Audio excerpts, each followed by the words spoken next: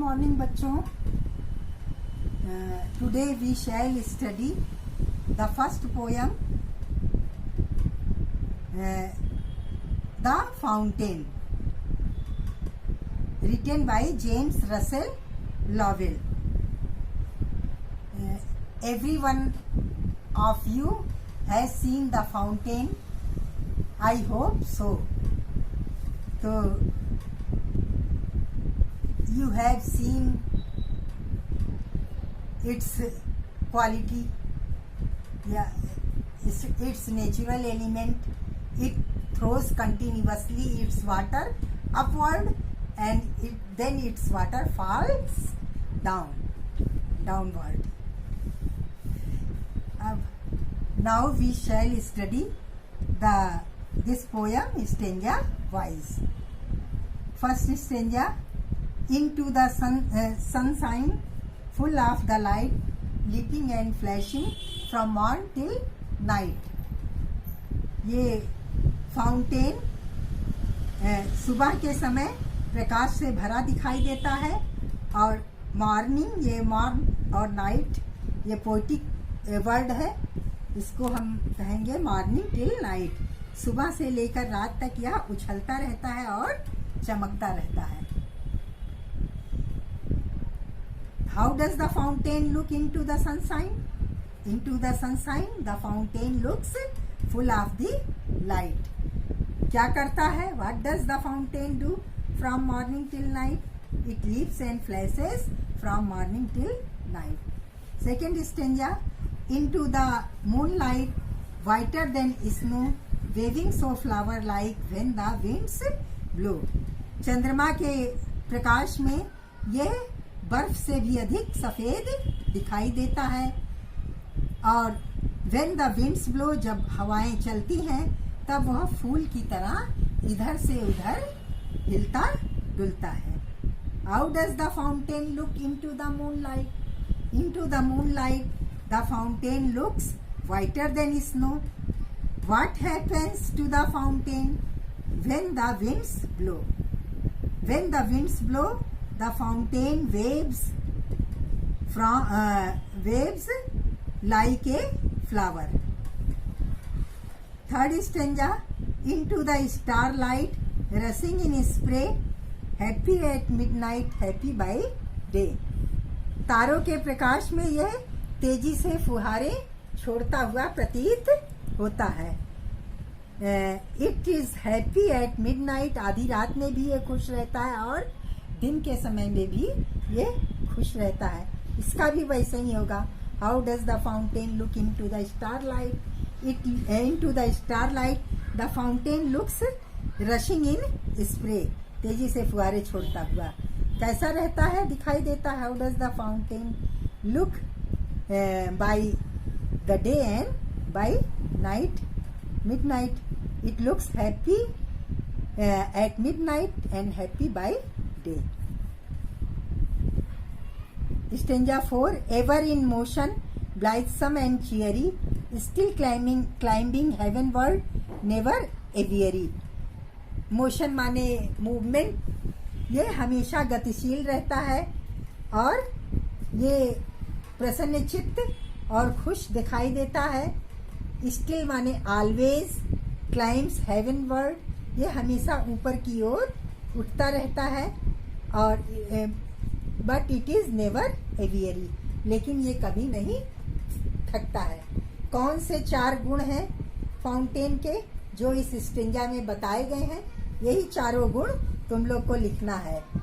The fountain is always in motion, it looks happy and cheerful, it always climbs, तीसरा point, it always climbs heavenward, और चौथा है it is never tired. अगला stanza 5वां: glad of all weathers, still seeming best, upward और downward, motion thy rest. ये हर मौसम में खुश रहता है, स्टिल सीमिंग बेस्ट, और हमेशा ये ऑलवेज, हमेशा ये सबसे अच्छा दिखाई देता है। अपवर्ड और डाउनवर्ड, ये अपनी फुहारे ऊपर की ओर फेंकता है, विच फॉल्स डाउनवर्ड। नीचे की ओर गिरता है। ये कहने का मतलब है it is always in motion, ये हमेशा गतिशील रहता है और ये गति करते हुए भी विश्राम करता हुआ दिखाई देता है। How does it seems while moving upward or downward? It seems to be at rest. While moving, while throwing its water upward or downward, it seems to be at rest. ये काम करते हुए भी आराम करता हुआ दिखाई देता है। Full of nature, 6th stanza. Full of nature, nothing can tame. Changed every moment, ever the same. ये the fountain is full of natural energy, ये स्वाभाविक गुण से भरा होता है। Nobody can tame it, कोई भी इसकी गति को नियंत्रित नहीं कर सकता है। It's water is changed every moment but it looks always the same, ये हमेशा एक जैसा ही दिखाई देता है। या ये भी कह सकती हो the flow of water is unbroken, so it seems to be जो है it seems always the same। इसका जो है इसकी लरी अटूट रहती है, हमेशा पानी फेंकता रहता है, तो it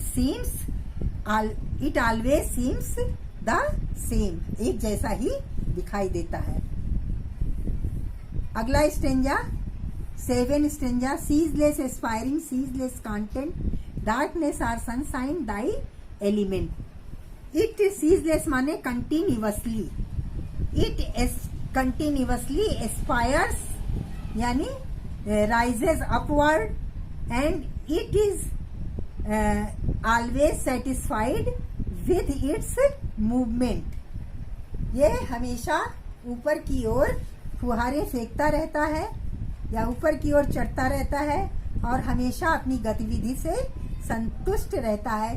it is it's element या फर्स्ट प्रिंसिपल या natural ability, it is the fountains natural ability that whether it is dark और लाइट या वेदर इट इज डे और night, it continuously throws it's water upward and it is always satisfied with its activity या movement या with its action. Last stanza, glorious fountain, let my heart be fresh, changeful, constant, upward like thee. In the end, the poet addresses the fountain, the poet praises the fountain by addressing it as glorious fountain. यह इसकी प्रशंसा करता है, करते हुए कहता है, इसे शानदार फव्वारे से कहकर संबोधित करता है और कामना करता है। He wishes that my hearts would be fresh, changeful, constant and upward like the fountain. The माने फाउंटेन के लिए आया है, here the stands for fountain.